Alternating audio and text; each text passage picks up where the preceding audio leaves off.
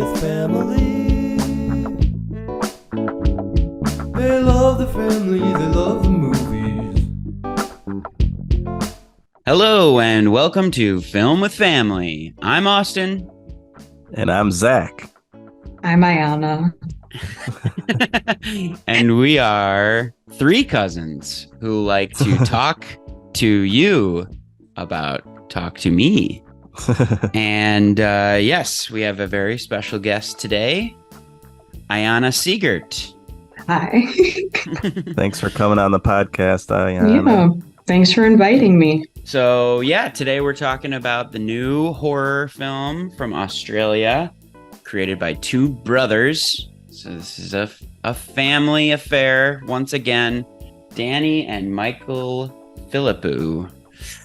Their directorial debut, an A24 production. Absolutely.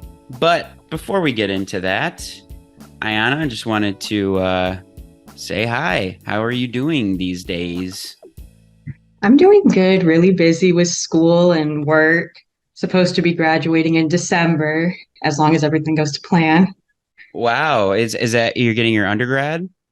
Yeah, so I'll be getting it in elementary education, but until then, I'll be working as a parapro at the school. Oh, cool. What's a parapro? So basically, it's kind of like a teacher's assistant, except you get assigned particular students to work with and help throughout the year. Oh, cool. Are you wanting to be an elementary school teacher? Is that the plan? Yeah. Great. Is there like a Awesome. specific subject that you would like to teach, or just more general teacher? Well, for elementary, it's more general because I don't think they Uh-huh. start like switching around till middle school. But yeah, you were doing some teaching recently. Are you still teaching right now, or is that was just probably not doing it in the summer? Yeah, so I was a long-term sub from April to June in a kindergarten class, and now I'm just working my caregiving job because I didn't do summer school. Nice. How did the kindergartners do? How was that experience? They were an interesting bunch, but I love them. We had a lot of fun together. Is that your main job right now too, is doing the parapro work, or are you doing anything else? Right now, it's the caregiving, but in the Hmm. fall, I'll be going to school, student teaching, working as a parapro, and also as a caregiver until graduation. Wow. What's the caregiver job like? I mean, I kind of go to people's houses, help out with what they need, hang out. Some people literally just want somebody to talk to, so go Oh, over and just talk. well, that's very sweet. It seems very appropriate for you. So I'll say that I was a little surprised that you agreed to see this movie. I never thought of you as somebody who liked horror movies, but I love horror movies. oh, really? Awesome. What I are some of do. your favorites? So I really like Christine. I know that's from a long Mm, time ago, but that's a yeah, favorite. Is that with the car? Yeah. Yeah, that movie's really nice. good. I like the first two Conjuring movies, not the one Mm, that recently came out. the Insidious, like Red Door, Oh, that one. I mean, I meant more like The Conjuring, like The Devil Made Me Do It, but I did see Yeah. Red Door, and that was my least favorite Insidious movie. Wait, but aren't the Insidious and Conjuring, they're all part of like the same kind of like world, right? I don't think Insidious is, but like Annabelle and The Nun are from the same Oh, world as right, The right, right. Conjuring.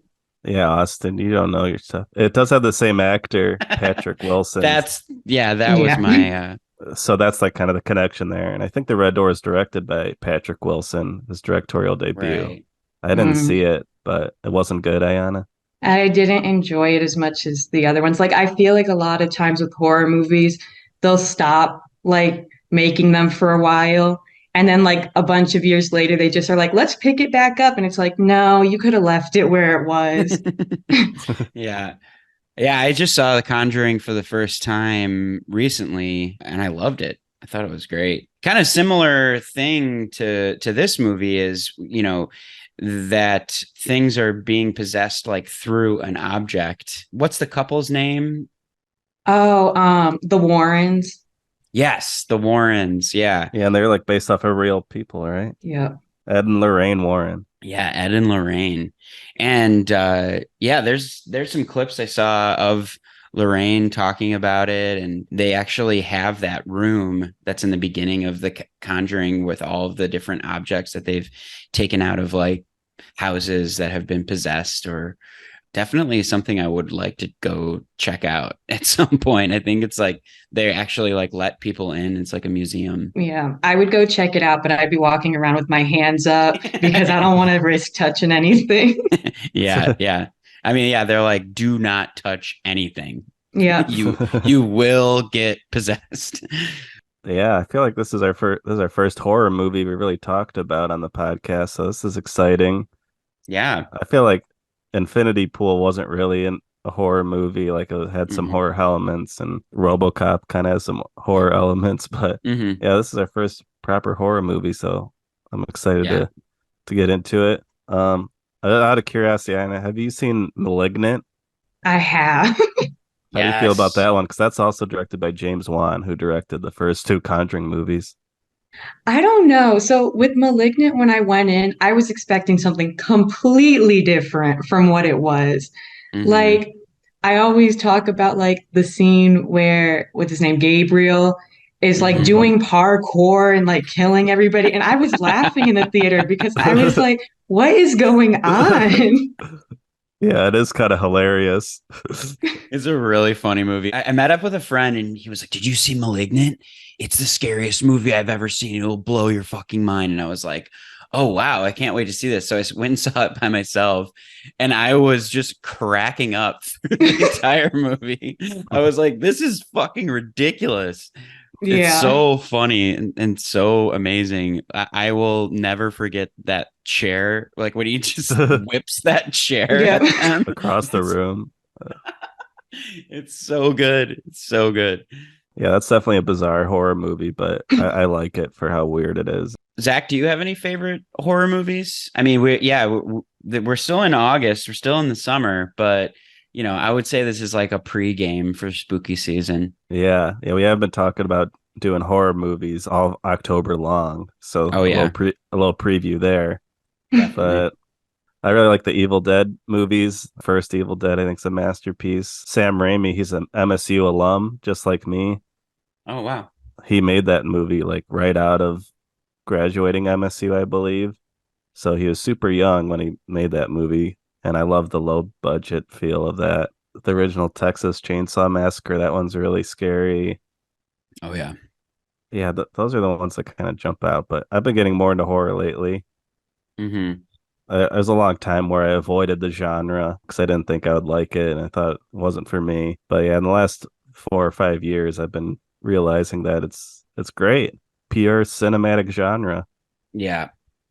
Yeah, I would say if I had to like choose a genre that was like my favorite genre of cinema, I would definitely say horror because it encompasses so much of what I love about movies. You know, it can be campy and silly and fun, like Malignant.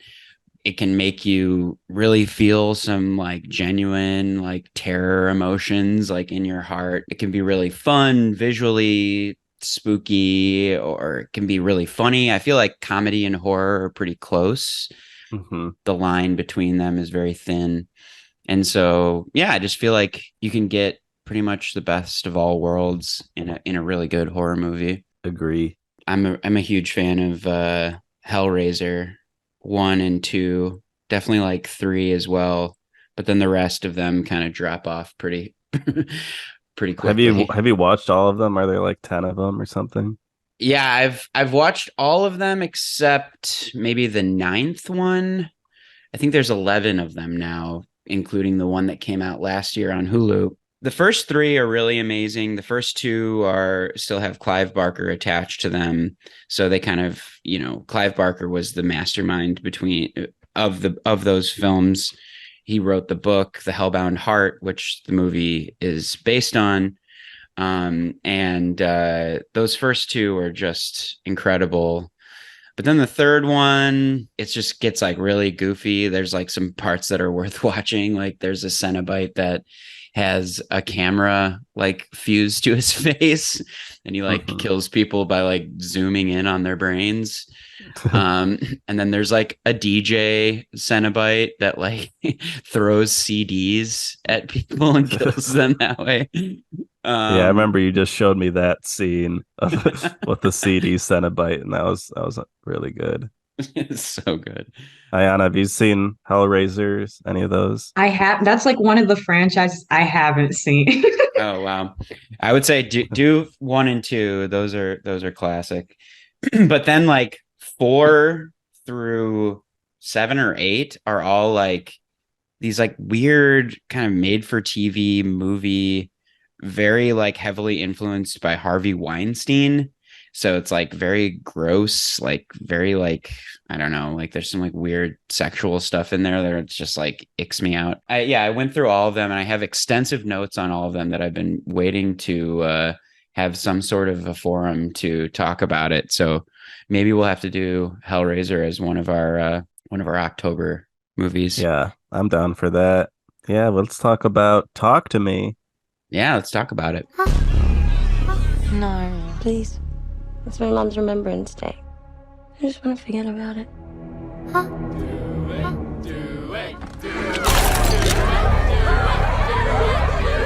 Who's up? I'll do it. Cannot go for more than 90 seconds. Am I clear? What happens after 90 seconds? They'll want to stay.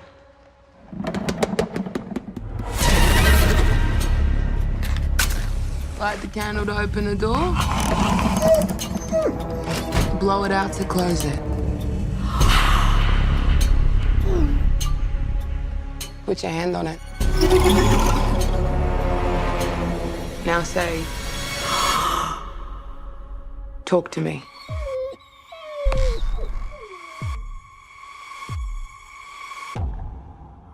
Talk to me.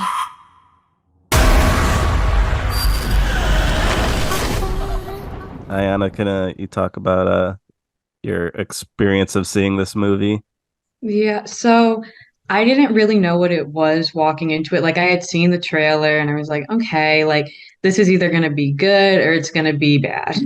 It's pretty much your options. Yep. And opening scene, I jaw dropped. I was like, they just got straight to it. Like Yeah. horror movies will drag it out sometimes, and by the time stuff starts happening, you're like, okay. But like this one, they were like, no, let's just get into it. Yeah.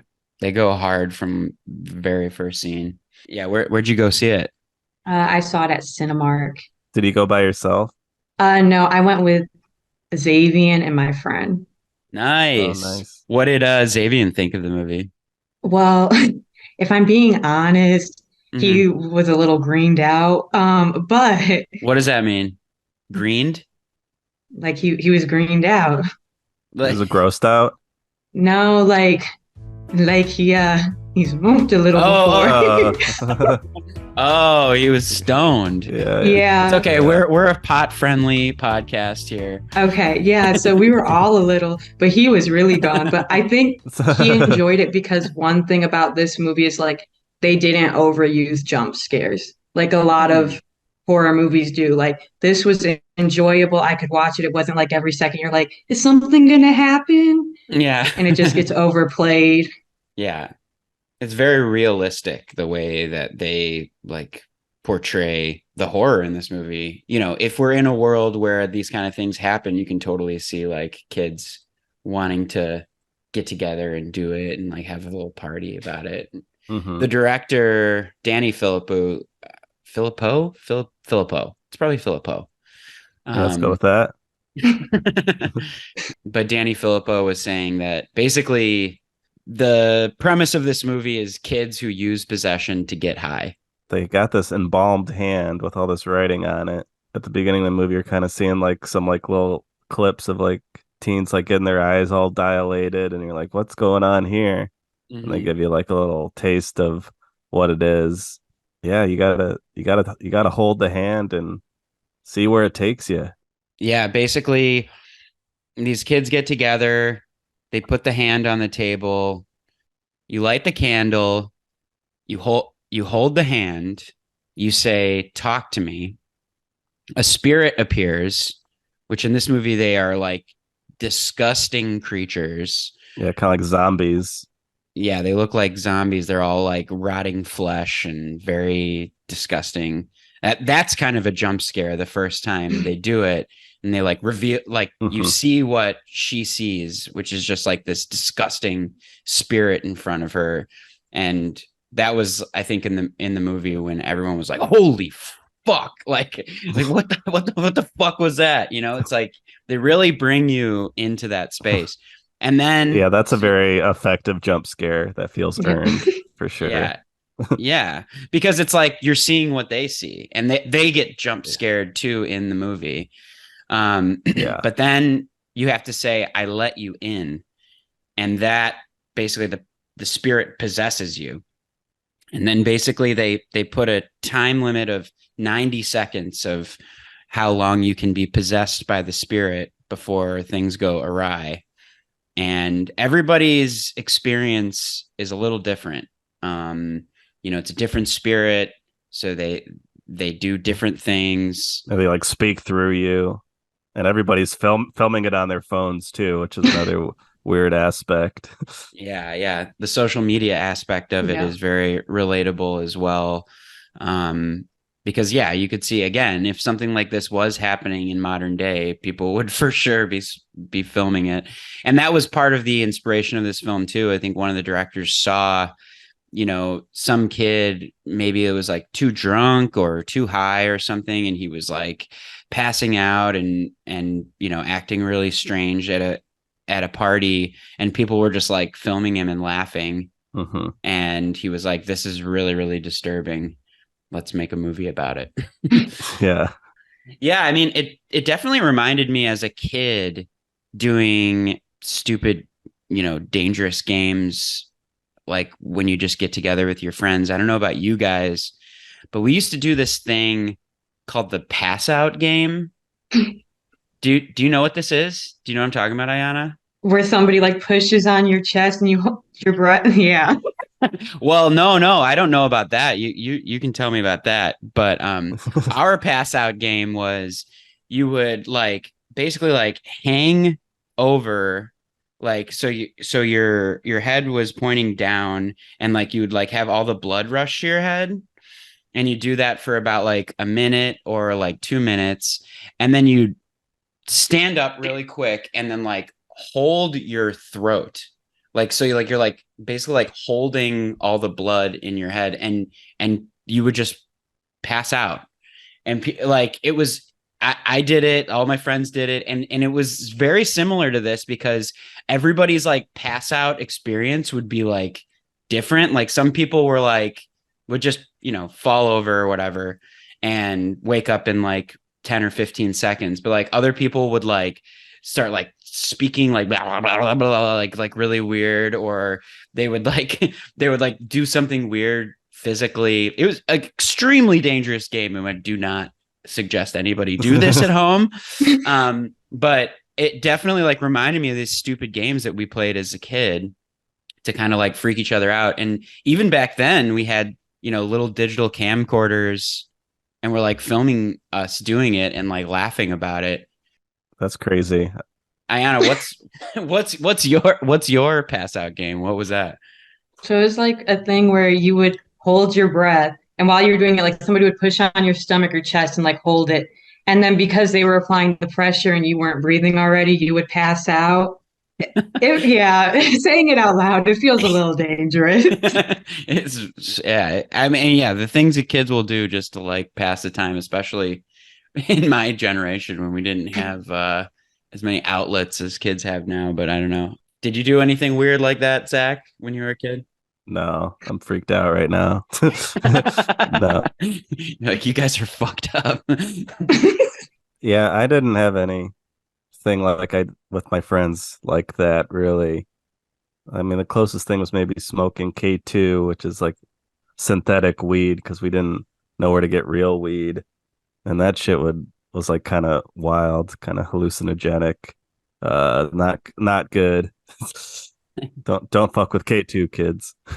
I remember us smoking sativa back in the day, and that also had some like very crazy effects that would like cause people to kind of Do go you mean to a weird. salvia?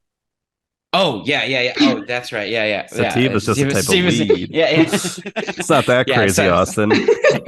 Dude, have you ever had this stuff, sativa? Oh my god. No, yeah, salvia. Yeah, we used to get it like off like the like some weird fucking black market, like early 2000s. Like we'd have to go to some deep website and like order it offline, and yeah, it would come in these like giant bags, like gallon bags, like they would come in like a pound, and we would smoke that stuff, and it would kind of mess you up. And yeah, I've seen some salvia videos that almost look like possession videos. People get real weird. Yeah, climbing out of windows. Oh geez. Yeah, don't do salvia, folks. Don't do the pass out game. We are not condoning these things, but smoke all the weed you want. Yeah, get greened out. I remember doing that pass out game, and I remember when I would do it, you really do lose consciousness, and when you come to, it's like you have no idea how long it's been. It's like you enter a total dream state.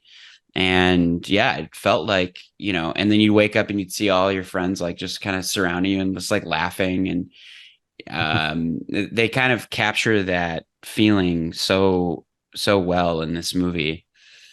Yeah. Do you guys think you would try this hand possession thing in this movie, when maybe not now knowing how bad it gets in the movie, but knowing what these kids know? Do you think you would have tried it back in high school or whatever? I definitely think like I'd be interested, but after seeing like what was happening to some of those people, I might be a little like, you guys can do that. I'll just watch. Yeah. I don't know. I mean, I'm gonna say probably no. Probably don't want to fuck with the dark arts. Yeah. The main character's one friend. What's her name? Is it Jade? Jade. Yeah, she seemed like the most hesitant about it. Yeah. She wasn't. I don't think she ever tries it, or does she? No. And that's Riley's sister, right? Yeah. Yeah. Before we go a little bit into the details of this movie, I wanted to talk about Danny and Michael Filippo first, and their background as YouTubers. Yeah. They have this channel called Raka Raka, and it is extremely popular. They have almost 7 million subscribers. All of their videos have millions and millions of views. And, for guys like me and Zach, who have been, putting videos up on YouTube for a long time. I don't know have you ever made a video and put it up on YouTube? I've put a video or two on YouTube. Okay, cool. We'll have to subscribe. What's your handle? We don't need to get into all that. Well, I personally was very inspired by their story, because I'm just like, hey, look how far these YouTubers have come. And they were able to kind of self-fund this movie from the monetization of their YouTube channel. And yeah, after screening it a few times, I think there was a bidding war between Universal and A24, and A24 got it. And what an awesome success story to go from YouTube to one of the premier, film companies. It's just a pretty awesome story. Yeah. Did you watch any of their YouTube videos, Austin? Yeah. They're pretty fun. A lot of them are like using like existing IP, like they do like Marvel versus DC, or Ronald McDonald tastes Burger King. They have actually a Halo versus Call of Duty video. It's like Master Chief like kind of barges into like a regular house with like kids playing Call of Duty, and they like have this big epic fight scene. Yeah, they seem like they do a lot of fight scene type stuff. I did watch that Ronald McDonald Goes to Burger King one. I thought it was very obnoxious. I did not like it. Yo, what's up? I've been getting a lot of questions about this Burger King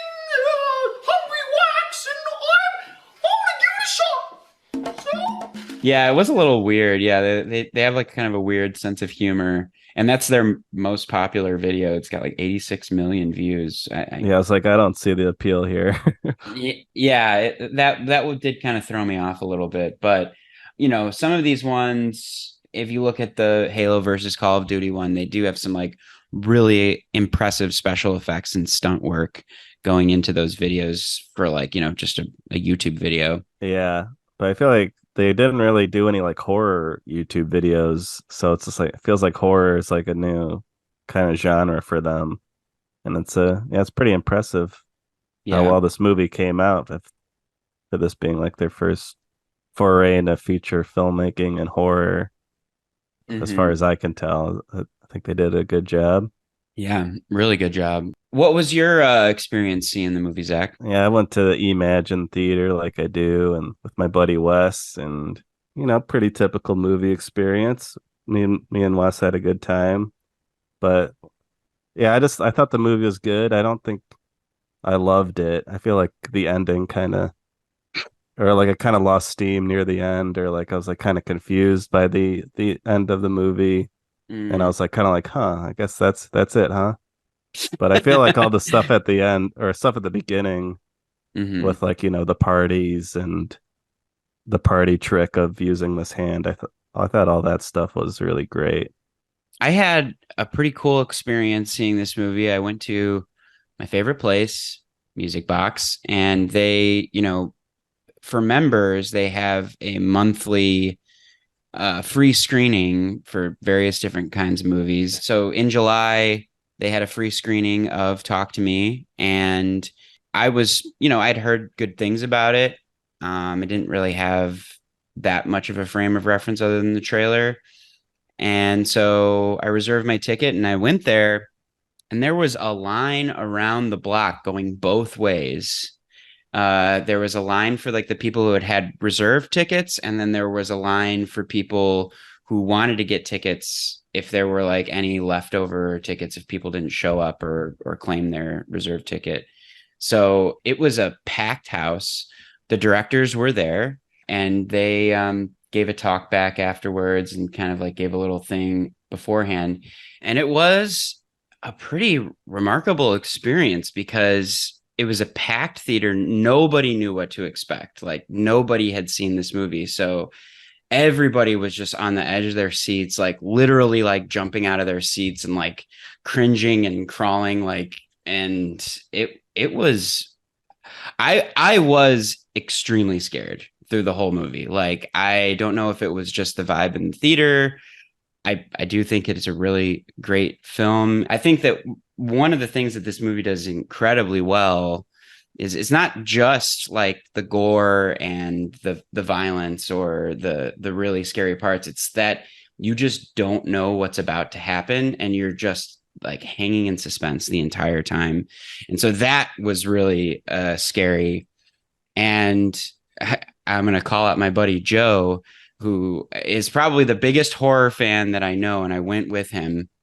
This guy's got an iron stomach for all things horror and gore.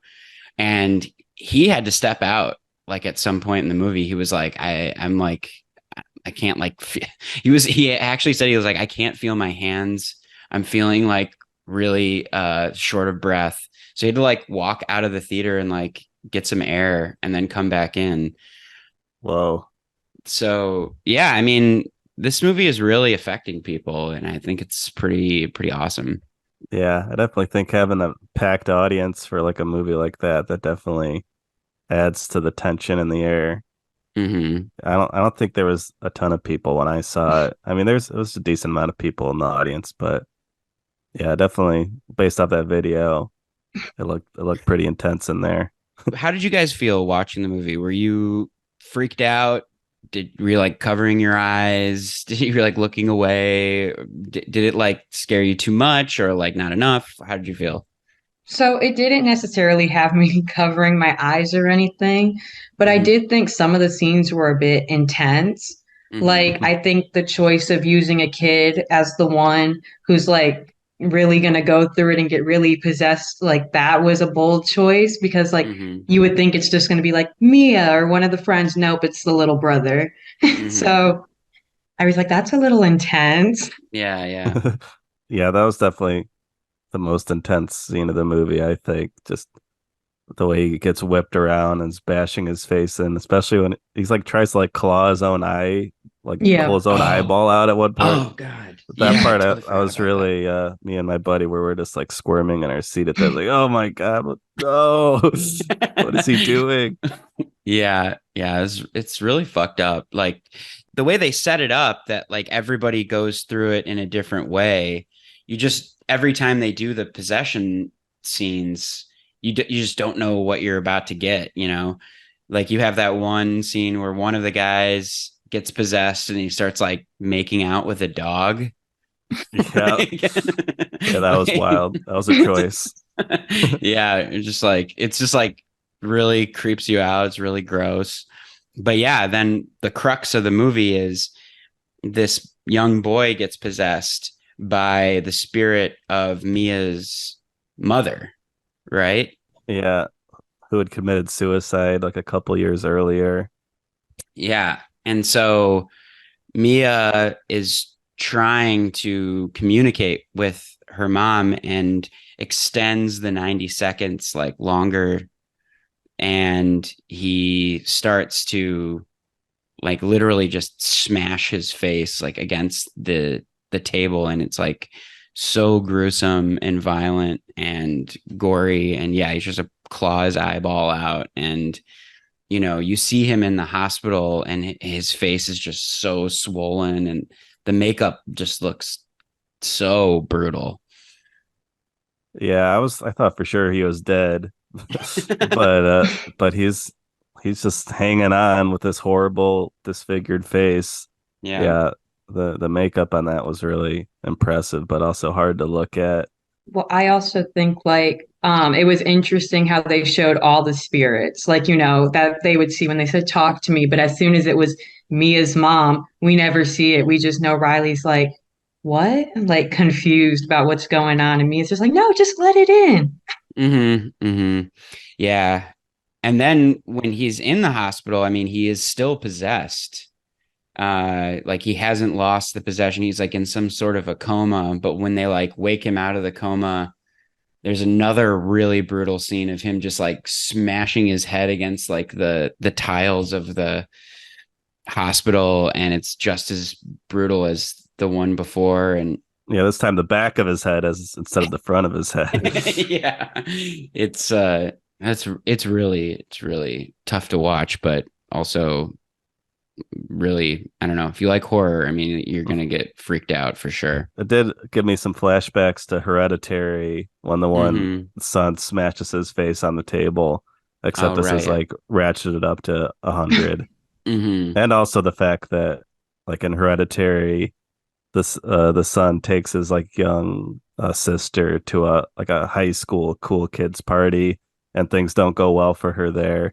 So I was like, just the idea of like that they're gonna bring this young kid to like a high school party in an A24 horror movie. I was like, oh boy, this is not gonna end well for that kid. Yeah, if we know anything. Yeah. There's been a lot of comparisons to the movie Hereditary. Have you seen that, Aiyana? No, I tried to watch it in Canada and I kept falling asleep before I could get to it. Wow, you are like a horror movie pro. How do you fall asleep to Hereditary? It's one of the scariest movies. I didn't make it past 11 minutes. Like I was pretty tired just from the day. Okay. Planning on watching it. Yeah, I'm a big fan of that movie. It's worth a watch.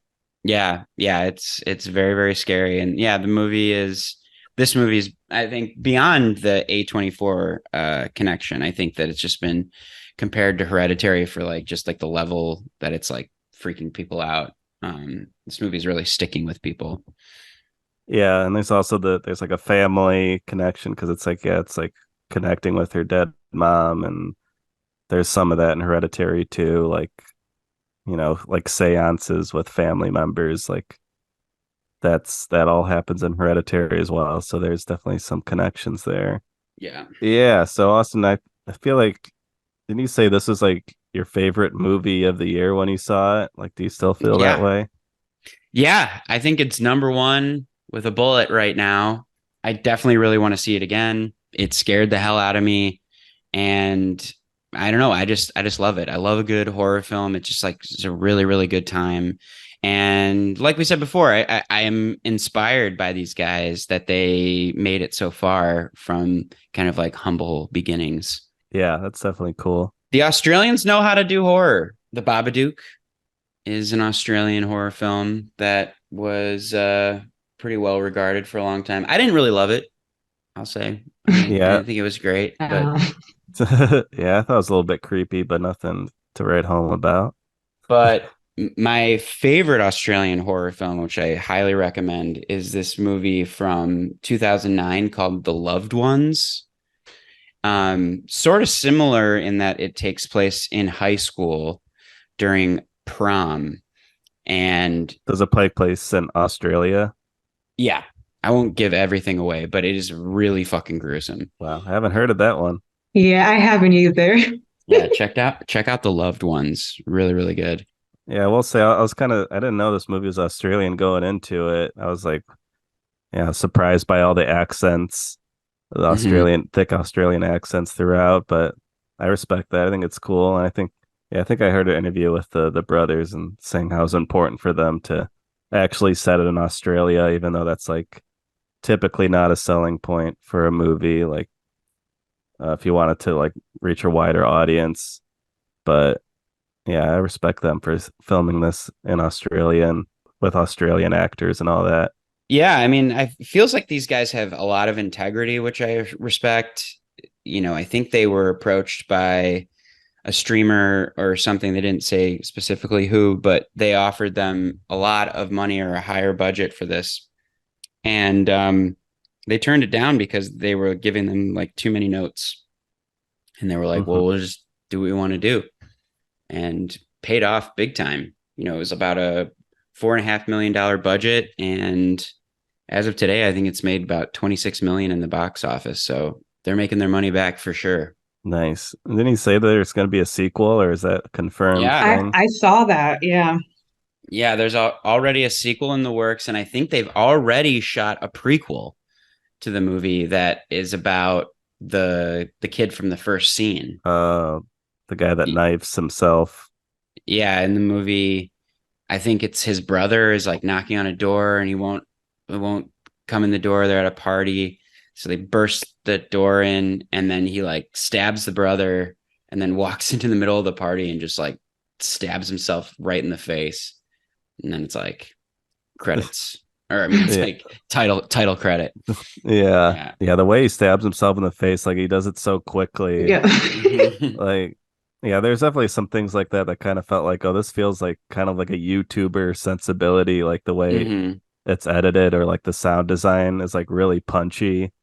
Like even there's like a pillow fight scene at the beginning of the movie, and like the sound of the pillows is like so fucking loud and intense. It's like this kind of reminds me of YouTube a little bit, just like kind of going over, like hamming it up with the sound effects and like the quick cuts. But I thought it worked for the movie. It's not a bad thing. I was like, it's kind of cool. They're adapting YouTube style into a feature like the movie. Yeah, I got to see it again because I don't know if my feelings will change, if it will still be my favorite, because the setting that I saw it in was just really, really electric. So I don't know. Maybe I'll feel differently if I just like watch it at home or like in a quieter theater. But man, this movie really affected me. Just thought it was beautiful. Like, I thought it was like really beautiful. Like I just thought that it was shot really well. The sound design, the music, the acting is really, really good. I think Sophie Wilde, who plays the main character, Mia, is definitely going to have an exciting career going forward after this movie. Yeah, I wanted to talk about her too, because I've never seen her in anything before, but she does a great job. She's like pretty much in every scene, and she really holds your attention and can like really read her emotions. Very expressive face. Yeah, she was definitely a highlight of the movie for me. It was just her and her performance. What do you think, Aiyana? I really enjoyed her as well. I thought like she really sold it. Like I really felt like I was like watching this girl who's depressed, like try to like fill that void that is her mom that's been missing for so long. And so like as the movie went on, like I was like, okay, like she's really selling it. Like it didn't fall off at any point. Like it was consistent, and I really enjoyed that about her. Yeah, she was great. Yeah, and there's another actor, Zoe Terakis. They are a trans actor, and I thought they did an incredible job too. They play like the kind of the badass who's getting everybody afflicted with the possession. And I think their career is about to take off too. I think they're about to be in some form of MCU, show or movie or something. And it's cool to see young trans actors getting some representation. Yeah, the only actor in this movie I recognized was Jade's mom, who's played by Miranda Otto, who played Eowyn in the Lord of the Rings trilogy, which are Oh, movies I've seen billions of times. So it's like kind of fun to see her in a new context.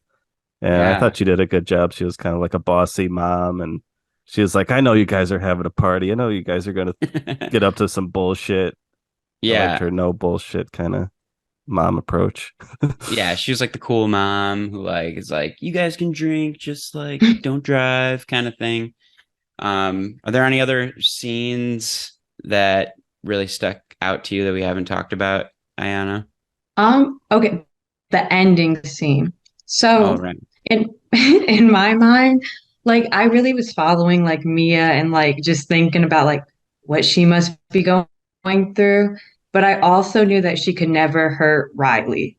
Like Mhm. Riley was in physical hell, but Mia was like in mental hell. Like she was there Mm, too. So like at the Mhm. end, I was like, there's no way she's gonna push him. Like she mm, can't. And so when mhm. she jumped, I was like, okay, like that makes more sense. But honestly, by that point, I think she was a little too far gone Yeah, because yeah. her mom like had her like wrapped around her finger. Yeah, because there's this whole thing of like she like goes back, she like steals the hand and like kind of like communes with her mom again, and her mom like kind of tells her to like put Riley out of his misery or something like that. Yeah. And so like she like tries to take him out of the hospital and like cart him into oncoming traffic or something. But then she throws herself in oncoming traffic. Like I was like, what? I'm not sure why she did that exactly, or I guess just because she just was in emotional hell, like you were saying. Well, I also feel like at that point she had lost everything. Like her mom was gone. She killed her dad. Her best friend hated her. Yeah, she kind of kills her dad accidentally or something, or like there's like a hallucination I, of her dad or something. I was so sick about that. I was like, they were just getting close for him to get killed. Yeah, she just stabs him with a pair of scissors in the throat. It's very very rough. I read the ending like Jade pushed her, like she was about to push Riley into the traffic, but then Jade finds her, and then she protects her brother by like throwing her into traffic. That's that's Oh, that's that's what I assumed, but maybe I'm wrong. I never thought of it that way, but it would make sense. yeah, I think Hmm. that makes more sense than her doing it to herself. Yeah. But yeah, it's kind Um, of presented in an abstract kind of way that was like confusing to me. I did like that ending, and I liked the very end where it's like now she's a spirit and she's being conjured by people internationally. I guess like it's like this hand possession fad It's making the rounds. is going all over the world. So like she like pops up in I don't know some other country at the very end of the movie, which I thought was a cool way to be like, oh, this can go on for a long time. It's like I definitely am excited for the sequel and prequel or whatever else comes out, but I'm a little wary that this might enter into Saw territory where it's just like there's going to be a million of these and they're just none of them are going to be as good as the original. But more power to them if they're just gonna keep making these and making money. One thing I did like about this too is like, I like that they used a hand. Like, I thought Mm-hmm. that was cool because I was like, in the actual world, people hold hands to form connections. And so like by them saying talk to me, they're building that connection with the other side, letting them in. And I was like, that's such a cool concept, instead of it being something like, we're gonna summon a demon on a Ouija board. Yeah. Yeah. Yeah, I like the whole process of it. And like whenever like they say let come in or something, I let you in. I let you in. Yeah, and then like their head kicks way back, like they like their head flies back and the camera kind of like flies back with them, like it does this like really cool camera move, like Yeah. following them. And I Hmm. thought that was really effective, cool little camera technique that I really enjoyed. And yeah, also their eyes just being super dilated is that's always really creepy. Yeah. Yeah, and you touched on a great point, Aiyana, about this idea of connection is very important to the directors. That was like what they were trying to hone in on, is this idea of connecting and, kids being lost and trying to connect through social media, trying to connect through parties, getting high, getting possessed, whatever you want to call it. And when I was at Music Box, there was the talk back, and and Danny, the director, was talking that part of the idea of the hand came from, he was in a accident when he was a kid, like a really traumatic car accident. And he had like a really severe face wound, and his back was severely injured, and he was in the hospital for months, and he would just like shake uncontrollably. But like the only time he would calm down and like stop shaking was when his sister would like come to his bedside and hold his hand. And so that traumatic memory is like was informing this whole film. And I just thought it was like really sweet. I was like, oh, I think that does provide a lot of emotion behind the movie, because it's much more than just like trying to be possessed. It's like trying to be a part of something. Yeah. Yeah, when Mia's mom is speaking to her through Riley, and it is a really emotional kind of moment. And Mia, the actor plays Mia, is really selling that like she really feels like she's talking to her mom. But then it's like juxtaposed with like the most horrific kind of horror scene in the movie. So I thought that was like a really cool, good scene of just like how it just like switches tones so quickly from like, oh, this is like a nice moment of her talking to her mom, and then it turns horror. That scene's incredible. I think we got to talk about the one scene in the bedroom where that like woman kind of crawls up to her, Oh then God, it yeah. kind of turns into some toe play, some feet play. Some foot fetish shit. Yeah, that was creepy. Yeah, she's like sleeping in bed with Danny or Daniel, and she sees a spirit in the corner that starts like crawling towards her, really creepy. And then you see the spirit like grabbing Danny's foot, and I thought she was about to like bite his toes off. I thought like, and then it smash cuts to her. It's Mia like sucking on his foot, and he's like, what the fuck? And she kind of was like, whoa, I didn't even know I was doing this, kind of thing. Yeah, Aiyana, any reaction to that scene? It was a little wild. I mean, the whole concept of like Jade dating Mia's ex, like I'm like, that's a big violation of girl code. And then the fact that they would even sleep in the same bed together, like it Mhm. just made me feel like Mia's like, I just want this connection with someone. So if that means putting a foot in my mouth, then that's what I'm gonna do. Yeah. I like that read.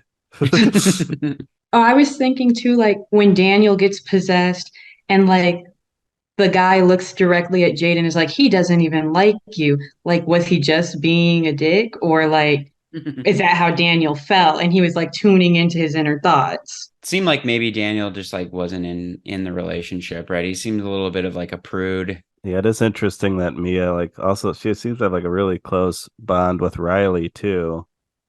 Like they have like a lot of scenes together where they seem like they have a really close connection.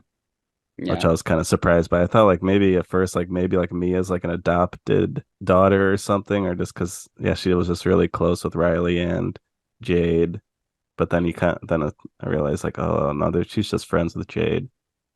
But Yeah. yeah, just definitely some interesting relationship dynamics at play in this movie that I couldn't really parse out like what it means, or maybe it doesn't mean anything. Yeah. Yeah. I liked the scene of the two of them singing Sia Chandelier in the car. I was like, oh, Oh these yeah. two have a really great bond. And then it gets interrupted by fighting a kangaroo in the road. Right. Oh my God, I Yeah. forgot about that. Which I feel like is such a trope now. Like I'm like thinking like Get Out, when Yeah, they're with driving the and they deer. find the deer. I feel like I saw a few other movies too where it's like they find some roadkill and there's like a whole kind of like emotional setup using the roadkill. Um Hmm. Yeah, like because it was like it's not dead, it's like still breathing, and there's this mhm, whole question of like, oh, should we run it over and put it out of its misery? But then Mia can't do it, mhm. which connects to later when she like is struggling with trying to kill Riley to put him out of his torment. And she becomes roadkill. Yeah. So is this what like the thesis of the movie? It's like it's hard to put something out of its misery. Like I don't know. Mm, It sure. could be something that's in there for sure. But Yeah. yeah, I feel if it's dealing with a lot of different themes, I think drug use, one of them definitely. Yeah. And the scene where they show Riley in hell, like being like tormented by all these spirits, that really freaked me out too. Just like a really quick cut scene of like him in like this red, hellish place. And you think of what you saw earlier of like how disgusting all of those spirits look, and that like he's just being like clawed at by all of these like gruesome, gnarly spirits. Like it was like, oh God. And seeing that too, I was like, oh shit, are we about to like go into hell and like see all these spirits? I was that like just the not knowing what was going to come next. I think that was the scariest part of this movie for me. It's not even the actual things that were happening. It was what I didn't know was coming. I Hmm. agree with the thinking, are we gonna go into hell? Like, because in my mind at first I thought like Mia was gonna go in and save his soul. Like I thought this was gonna be like an Insidious type thing. They go to the Mhm. other side, save him, but she came out of it. And then I also thought it was interesting that like the spirits can let you win. Right. It goes both ways. I loved it. I thought it was great. Do you guys have any other scenes, or should we get into some final thoughts? Yeah, I think we covered most of the scenes I could remember. It's been like Yeah. almost 2 weeks since I saw this movie, so my memory's a little hazy. Same. But but yeah, I thought it was good. I don't think I loved it as much as you did, Austin, but I did think it was well made, and yeah, it's a good horror movie. I liked it. I thought like overall it was good. I like that this horror movie wasn't like every other horror movie where it's like, oh, I know what to expect. Like it did leave you Hmm. wondering like, oh my gosh, what's going to happen next? Hmm. I did think some of the scenes were a bit intense, so like people should be wary of that. Or like I did think like the scene where they brought back or when they went to find the brother of the one who got yeah, I kind of felt like that was unnecessary. Like, I get it, but like it was such a small part. Like, I get introducing it in the beginning, but then in the middle, he didn't really do anything. He just said, it'll go away. Like, Hmm. no. Yeah. Yeah, it's a little bit of a cop out. I mean, I think yeah, when it's doing its horror set pieces, it's like some of the best horror stuff you'll get. I even like the foot sucking scene because it was weird as hell.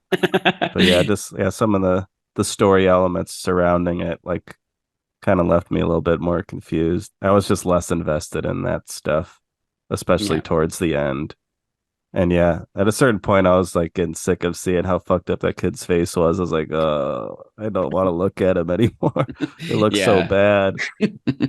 Yeah, that image of his like swollen face is just seared into my brain. I don't want it to be seared, but it's there. Yeah, that's what a good horror movie is supposed to do. It's like I want to forget this, but I can't. And that's why I really love this movie. It's because it did like just brand itself onto my mind. I couldn't stop thinking about it.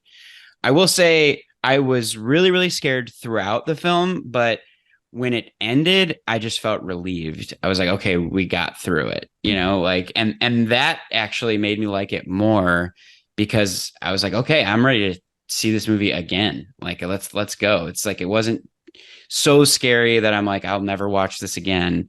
But it also wasn't it has some depth to it. Like what you were saying, Aiyana, I think is so true that it is about connections. It's about trauma, which is, I think, a very like, it's a path that a lot of horror movies, modern horror films take is that it's about trauma.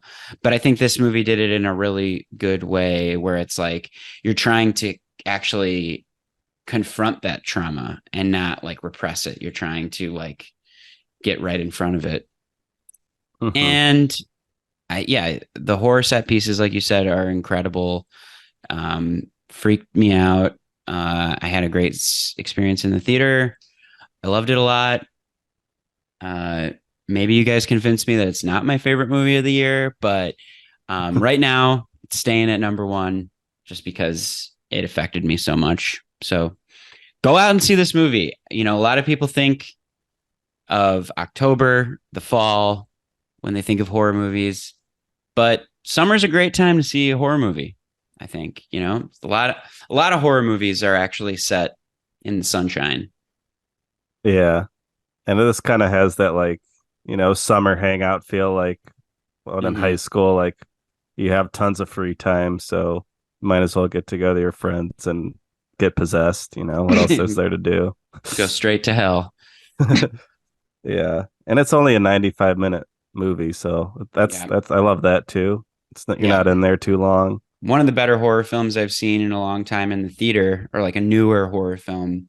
I think, Megan was great. One of definitely in my top 10 of this year too, but not nearly as scary. It's more just kind of like fun and campy. Evil Dead Rise, I think I maybe liked a little bit more than this.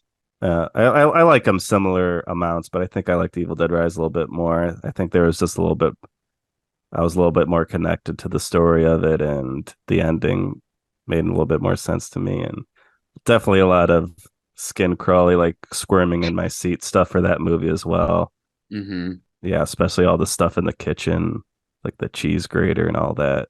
Yeah. Yeah, the other horror movie that did well this year is Scream 6. Did you see Scream 6? I did see it. Do you like the Scream movies? I like the original one, like the very first one I think is good, but then I kind of think it just gets to be like kind of annoying. Like I like the recent one, like I thought like it was better than some of the other ones, but I don't know. It's kind of like, to me, Scream is such a funny character. Like I just Ghostface, like I just imagine like you've never tripped over your long like thing, and you can tell he's a human. Like I could run from him. You never tripped. That's such a good point. That's really funny. One of the unsung stories of this year is just how unbelievably successful these horror films are in comparison. I mean, even in comparison to something like Barbie and Oppenheimer, which had gigantic budgets and did make money. I mean, this movie made like 6 times its budget. So did Megan. So did Scream 6. Barbarian last year, I think that was pretty popular. Barbarian made back all of its money and then some. I mean, it feels like if you want to make some money on a movie, I think a horror film is the way to go. Yeah, on a not too huge of a budget, you can get a lot done. Let's keep that in mind, Zach, for when we make our film. Film with family productions. Yeah. Got to make a horror film. Thank you, Aiyana. Yeah, thanks for having me. Thanks for talking to me and Zach. Talking to me. Thank you to our listeners for listening to this episode. Thanks for letting us in. Yes, letting us in your ears, letting us talk to you. And yes, subscribe to the podcast wherever you get your podcast. And you can follow us on Instagram and YouTube at Film with Family. And if you'd like to send us an email, you can email us at filmwithfamilypodcast@gmail.com. Let us know your pass out game from high school. Or any horror movies you like. And if there's any family members listening to this podcast who like horror movies, let us know. And maybe you can be on our October season of Film with Family. Our horror extravaganza spooky season is upon us, folks. And I couldn't be more excited. We're almost there. It's not totally upon us. Don't get ahead of yourself. It's upon us.